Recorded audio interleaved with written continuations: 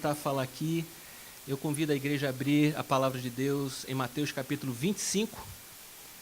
O texto fala da parábola das 10 virgens, das 10 damas de casamento, na verdade, né? Essa é a ideia, são aquelas que acompanham a corte nupcial, são as 10 testemunhas, as 10 daminhas de honra, né?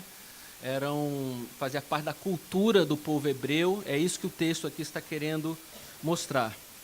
Mas antes de lermos a passagem de Mateus capítulo 25, eu quero deixar uma frase que tem a ver com a nossa mensagem de hoje. Quem é da década de 70 aqui, não precisa se revelar não, né? Mas eu nasci em 70 e havia um cantor no meio cristão americano chamado Keith Green. E o Keith Green tinha uma música em que a tradução dessa música mais ou menos é assim: o mundo dorme nas trevas porque a igreja não luta, porque ela dorme na luz. Deixa eu repetir essa frase dele: o mundo dorme nas trevas porque a igreja dorme na luz. Seria mais ou menos essa a tradução. A gente precisa falar um pouco sobre isso aqui. Esse texto vai falar sobre isso. O que você vai ler vai explicar por que essas coisas acontecem, porque muitas vezes nós estamos dormindo na nossa vida espiritual e como o Senhor quer nos usar como povo de Deus neste mundo. Vocês encontraram Mateus capítulo 25, vamos fazer a leitura então de Mateus 25.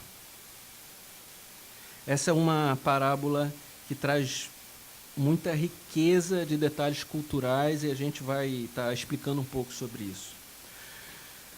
Versículo 1. O reino dos céus será, pois, semelhante a 10 virgens que pegaram suas candeias e saíram para encontrar-se com o noivo.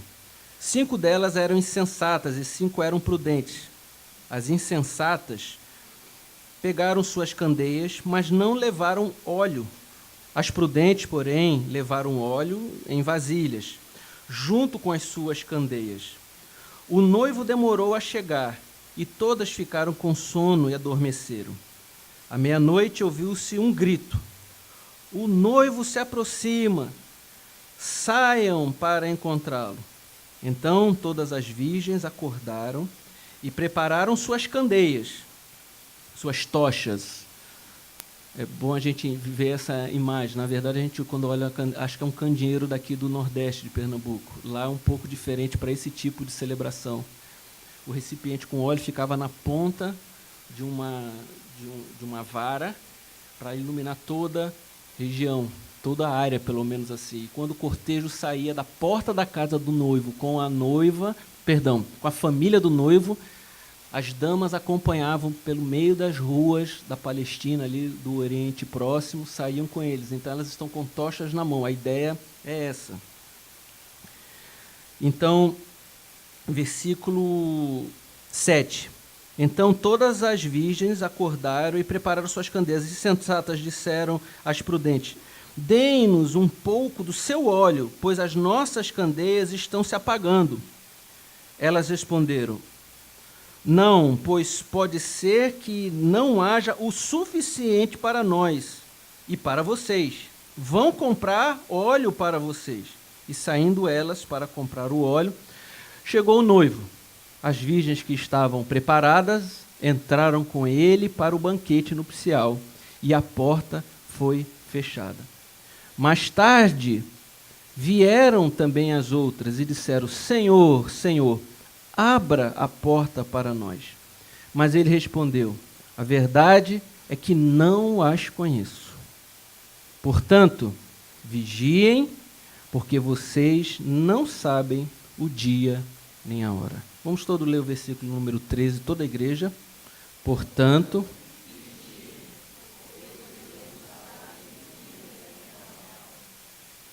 vou explicar um pouco da parábola. Quando havia um casamento, essa era a grande festa que acontecia naquela região. Fora as festas religiosas, do calendário religioso, não existia festa maior para uma família do que um casamento. Então, a família começava a se aglomerar na porta da casa do noivo, começava a ter aquele burburinho, começava a ter aquela expectativa de que o noivo vai sair. As noivas ficavam aguardando, as daminhas ficavam aguardando, né? o cortejo do noivo até a casa da noiva, que ele passava na casa da noiva e até o local do casamento. Então ficava todo mundo esperando ali, naquela expectativa, até que o noivo saía. Normalmente ele costumava atrasar, viu, gente? Curioso, né? Hoje em dia quem atrasa são as noivas, né? Mas naquele tempo eram os noivos que atrasavam um pouquinho, em função de esperar um parente, em função mesmo de criar um clima. Imagina, é um evento, não, né? Todo mundo ali esperando. Só que este noivo, ele atrasou tanto ao ponto das damas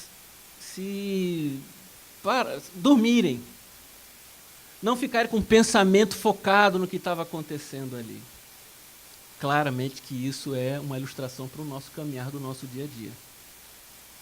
O que o Senhor está querendo falar aqui é que essa maneira como Ele está administrando a história da humanidade pode parecer para nós de que o Senhor não virá mais. Ou a noite vai raiar o dia e Ele não virá. Ou vai demorar ainda muito mais, eu acho que vai demorar aí uns 3 dias. O que Ele está querendo ensinar para a gente é que a gente precisa ter um estilo de vida tão vigilante, de como se Ele estivesse voltando agora, nesse momento. Ele chama de insensatas as que lembram de se preparar, guardar o óleo, o pavio do candeeiro, deixar a mão. Chama de sensatas essas, e chama de imprudentes aquelas que não lembram de guardar nada. Provavelmente secou em alguma fase da espera o óleo. Demorou demais. No passado tinha óleo, estão entendendo? No passado tinha o pavio, mas agora não tem mais. Mas as prudentes souberam guardar isso com o passar do tempo. As prudentes começaram a ficar focadas na promessa e na vida espiritual e com o fato de que o noivo aparecerá a qualquer momento. Meus irmãos, não é à toa que o Senhor chama essas pessoas, essas mulheres, essas 5 virgens, 5 damas de casamento, de insensatas. A palavra nécia, que está em outras traduções, ou sem senso, revela que a igreja, ela deixa de ser igreja porque ela não pensa. Muito do obscurantismo que a igreja vive é porque ela entra no piloto automático e não usa a razão que Deus dá para ela. Ela se envolve nas paixões desse mundo. Ela se envolve em sentimentos que basicamente são muito mais animais do que racionais. E nós somos levados por esses sentimentos aí fora. E esquecemos de focar a nossa mente, o nosso raciocínio nas coisas de Deus. Juntamente com isso, a gente precisa, além de usar o nosso cérebro, lembre-se que John Stott falava o seguinte: crer também é pensar. Você pode repetir essa frase? De novo. A falta de percepção de que a família está aglomerada naquela porta, esperando o noivo sair. Então, além de faltar com o nosso compromisso de raciocinar a palavra, raciocinar o reino, pensar nas coisas de Deus, o que é que a Bíblia fala? Olha, espero que vocês não cogitam das coisas de Deus. Deus é um evento para as pessoas, é um evento muitas vezes só dominical. Às vezes é uma oração para pedir ajuda de manhã, para fechar os 4 cantos, né? Fechar as 4 portas, e a pessoa esquece de Deus, e Deus não está mais no raciocínio da pessoa ao longo do dia. Insensatos. Também tem aqueles que não veem o que está acontecendo ao redor. É uma igreja adormecida. Ela não consegue perceber que cada dia que passa as promessas estão se cumprindo. Posso ouvir um amém? Que já tem mais gente na porta esperando o noivo sair do que tinha no passado. Louvado seja o nome do Senhor Jesus. Há 2000 anos atrás eram 12. Hoje somos bilhões esperando que Jesus volte. A porta da casa do noivo está cheia.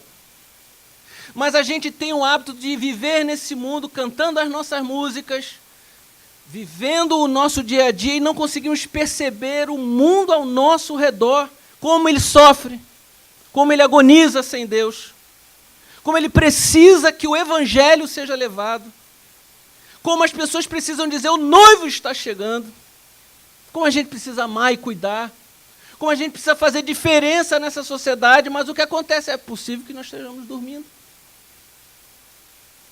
E a gente precisa usar a mente, usar a razão, evoluirmos na nossa inteligência espiritual e a gente precisa olhar para o mundo ao nosso redor. Essa espiritualidade de confinar a fé dentro de um evento religioso, isso é a coisa mais anticristã que existe. A gente é crente aqui dentro, mas a gente deixa de ser crente quando sai. Essa é uma das maiores incoerências que pode existir. O primeiro negócio que você vai fazer com o corretor, ele começa a mostrar toda um jeitinho de enrolar a legislação, e às vezes o cara que você está fazendo negócio, ele é membro da igreja. Isso é uma insensatez. Ah, mas eu não vou auferir tantos benefícios se eu não fizer dessa maneira. Não importa, o noivo está na porta. É mais importante o fato de que o noivo está na porta do que o jeito que a gente dá para desenrolar nesse mundo, porque o mais importante é o fato de que o noivo está saindo da porta. Louvado seja o nome do Senhor Jesus. Eu fui chamado para ser essa pessoa que vai anunciar a vinda do noivo que está saindo pela porta. Nada mais importa na minha vida. Todo vil metal, toda prosperidade e todo tipo de vantagem que eu possa levar na minha vida, seja sentimental, emocional, de prazer, financeira, de poder, seja lá do que for, de notoriedade, se não vier com a bênção de Deus, eu não quero, não preciso na minha vida, porque eu estou aqui para acender a candeia, para mostrar que o noivo está saindo da porta. Com isso, ele está dizendo que quando a gente não pensa, e quando a gente não olha para o que está acontecendo ao redor em amor e graça e misericórdia, ao invés de iluminar o caminho do Senhor Jesus, a igreja está apagando o caminho do Evangelho. Por isso eu e você precisamos começar por mim, sermos sacudidos hoje de manhã aqui, porque a gente, ao invés de estar iluminando, a gente pode estar apagando o caminho. O sonho de todo mundo que vem para a igreja é que a sua igreja seja de pessoas fiéis, cordatas, amorosas, que sejam um exemplo no mundo, que a sua igreja pareça com o jeito de viver de Jesus Cristo. É ou não é? É isso que a gente quer. O povo está pouco se importando se a igreja é grande, pequena, se a igreja, a cor dela. De fato, no nosso coração, o que nós estamos querendo só, gente, é que hajam líderes que sejam homens honestos, íntegros, pacíficos, amorosos, cuidadores, que cuidem da sua casa, da sua família, que cuidem do rebanho, que esse ajuntamento esteja vivendo aquilo que é o modus operandi da igreja, o povo da palavra, o povo que aprende, o povo que ora, amém? O povo que cuida um do outro. Esse é o jeito da gente ser igreja. É assim que a gente não vai ser esse insensato, esse nécio que está dormindo sem fazer as coisas. Cuidado com essa coisa que eu falo, use a inteligência, use a leitura que você faz para você não vir viciado com as suas paixões. Hoje em dia nós estamos na época que as correntes ideológicas de direita e de esquerda, não vou nem citar o nome aqui, estamos apaixonando. E nós achamos que esse viés, essa força que vem, a gente está apaixonado por Jesus com essas coisas. Não, gente. A gente continua precisando lembrar que a gente precisa oferecer a proclamação do reino de Deus nesse mundo e vivermos como povo de Deus nesse mundo. Amém? Se a gente amasse como a gente ama o Náutico, ou o Esporte, ou Santa Cruz, muitas vezes, sério. Ou dormíamos em função disso. Ou a paixão é a nossa empresa, e eu venho assim no domingo para a gente dar uma lembrada de Deus. Eu sei que é um sermão muito forte, muito duro, mas é isso que o texto está falando. E eu venho aqui com muito amor no meu coração falar e me coloco sob o crivo dessa palavra. Mas a gente precisa acordar. É o que o texto fala com relação a isso. Eu creio, meus irmãos, que é possível. Isso não há ninguém que sofra, que escape da tentação de não viver isso. É por isso que a gente tem que ter um amor e nós temos que ter uma graça muito grande uns com os outros. Porque todos que estão aqui podem dormir enquanto o noivo vem. Todos. Todos. A começar por mim. Eu peço que vocês me ajudem. Amém? Eu vou tentar ajudar vocês também, pela graça de Jesus Cristo. Vamos fazer com que a nossa família acorde em nome do Senhor Jesus? Será que os nossos filhos estão vivendo dessa maneira? Ou eles estão apaixonados pelo projeto de ganhar 1 milhão? Seu patrimônio. Eu acho isso ótimo, não há pecado nenhum. Tomara que você consiga. Deixe uma grande herança para os seus filhos. Bote eles na melhor escola que tiver a cidade. Isso é ótimo, bom. Mas isso não tem a ver com essas coisas que nós estamos falando aqui. De gente que faz todas essas coisas, mas você foi convidado para iluminar o caminho de Jesus nesse mundo. Essa ilustração revela também, meus irmãos, que a gente pode desgastar os recursos antes do tempo. A gente pode parar, fazer com que a nossa espiritualidade esteja viva. Por exemplo, um dia essas candeias já estiveram cheias e o pavio já esteve aceso, mas foi o passado. Todo dia a gente precisa manter-se cheio de óleo. Amém?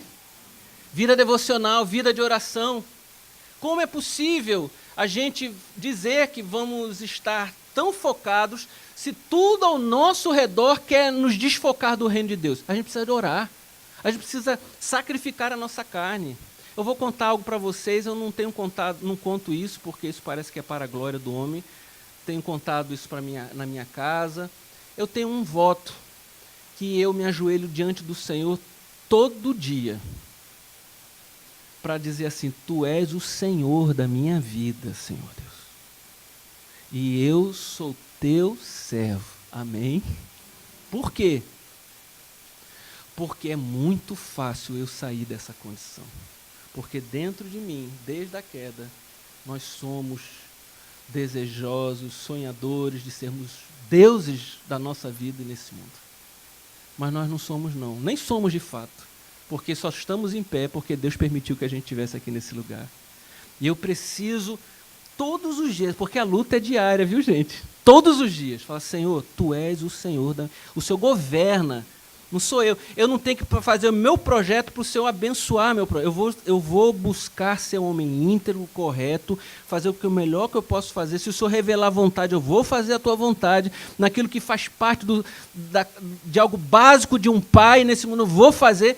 Ó Deus bendito, mas eu quero fazer segundo a Tua vontade, o Teu querer. Que venha o Teu reino na minha vida e não que eu queira a bênção do Teu reino em mim, mas que seja o reino de Deus na minha vida.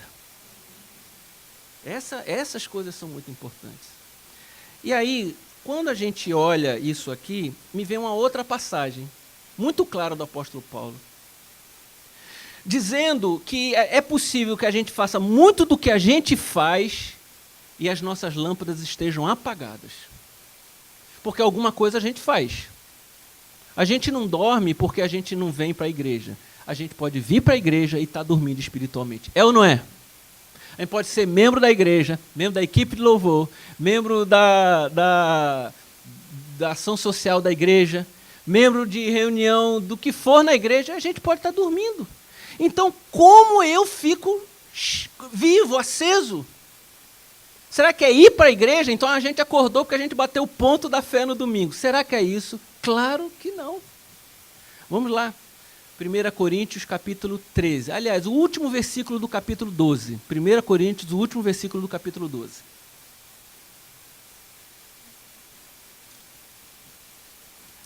Qual é o último versículo do capítulo 12?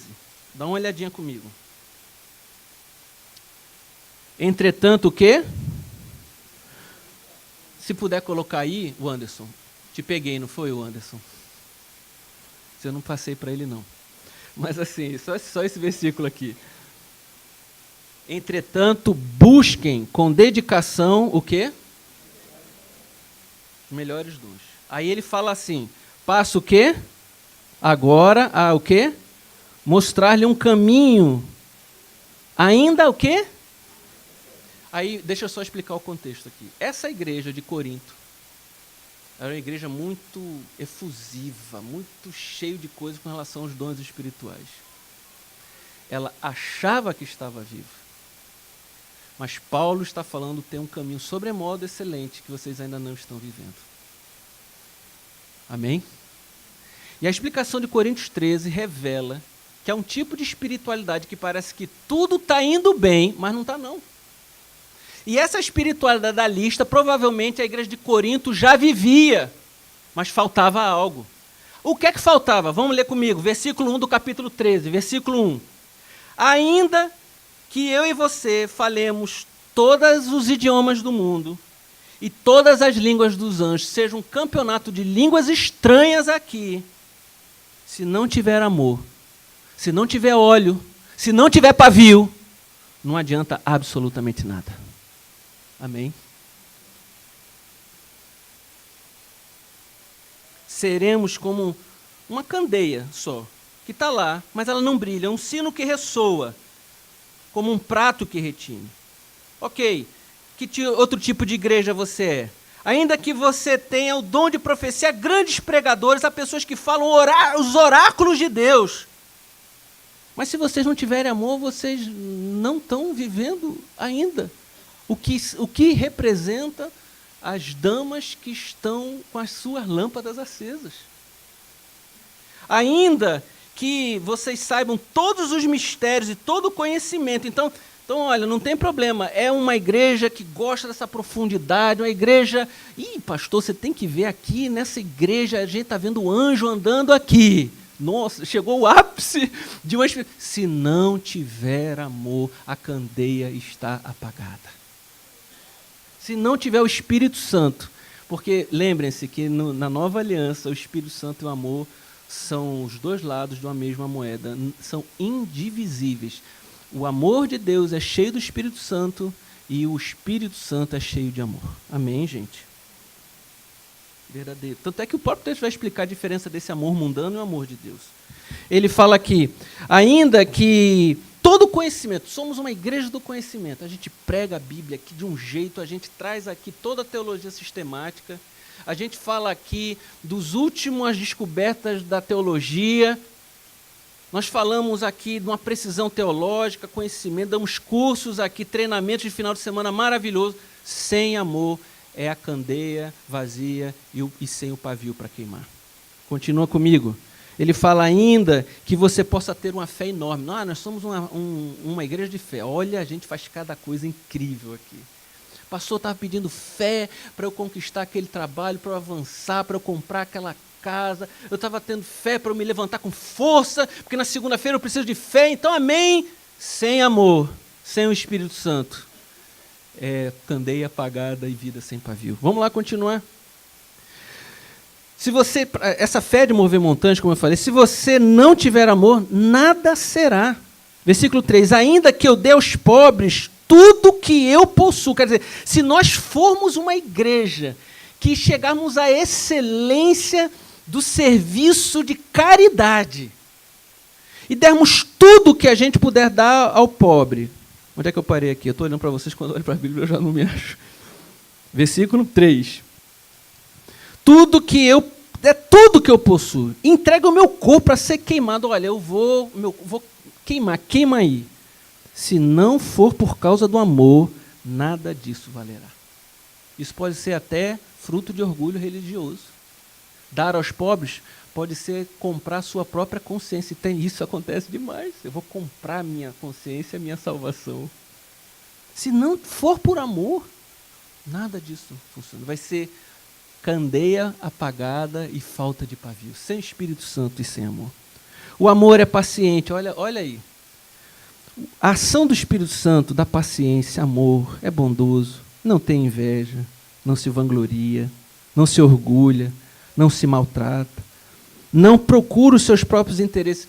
As damas estão atentas, não às nécias, mas às outras, porque elas não estão buscando, a ênfase do estilo de vida não é mais o próprio interesse delas. Elas estão olhando para Jesus, elas estão vendo ao mundo ao redor delas e estão se conscientizando a cada dia do que elas precisam fazer.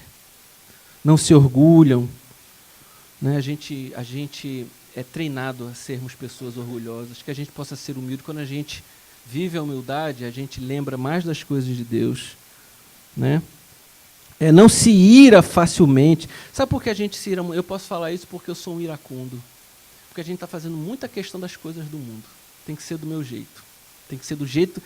Eu não sei se a gente precisa se irar quando as coisas são de Deus, porque Deus fala o seguinte, não é por força nem por violência, mas é pelo quê?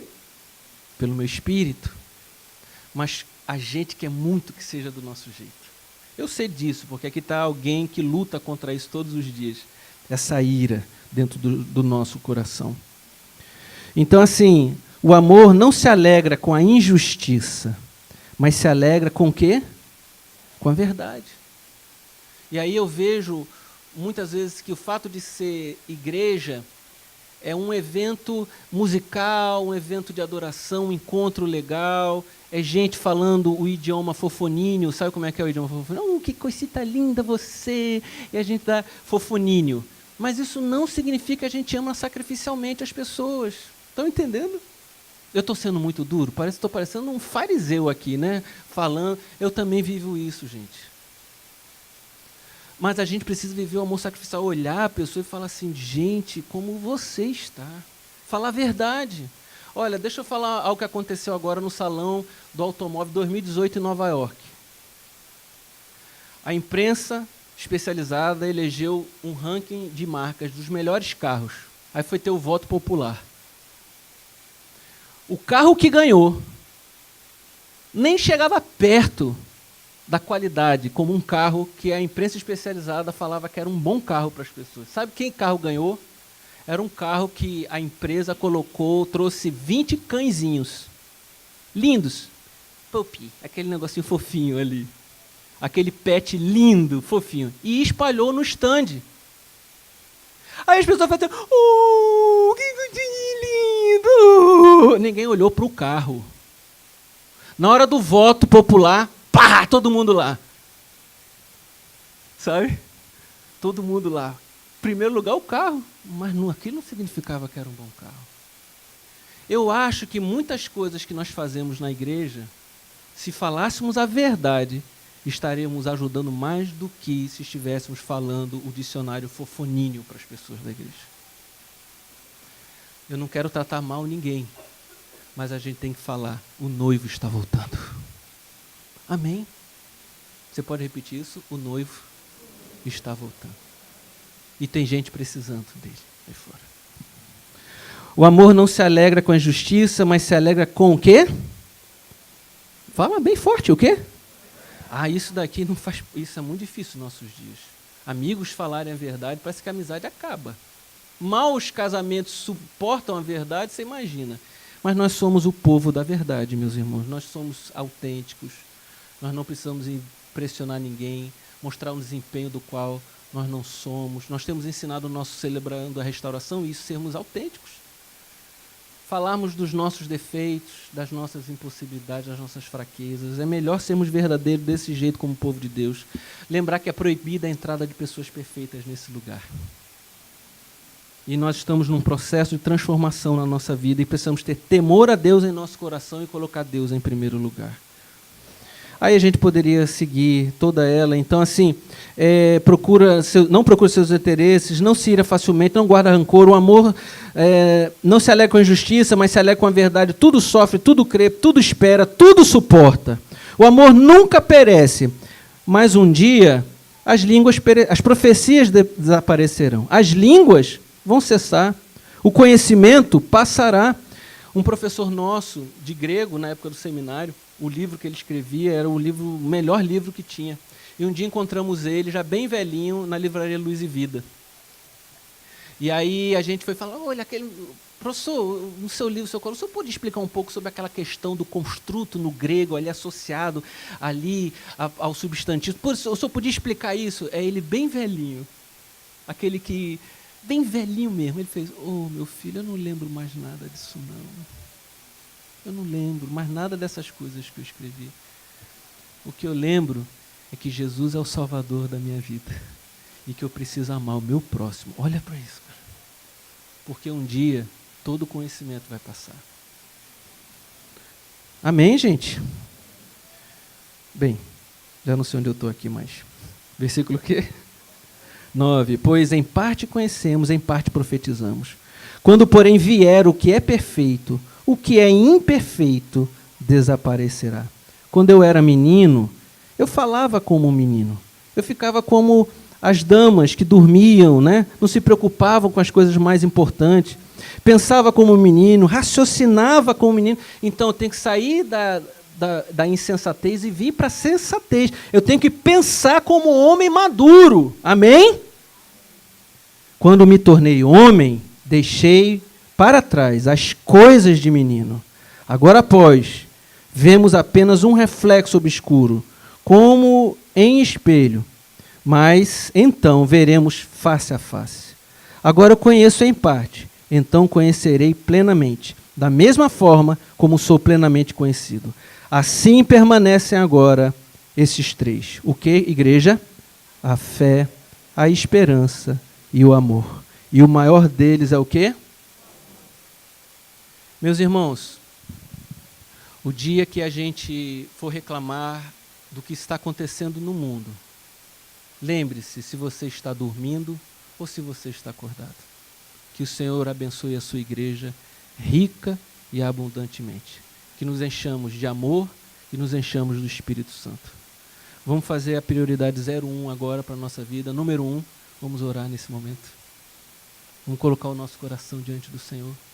Se você quiser se ajoelhar, fique à vontade. Se você quiser ficar em pé, se você quiser ficar sentado, fique à vontade no seu lugar.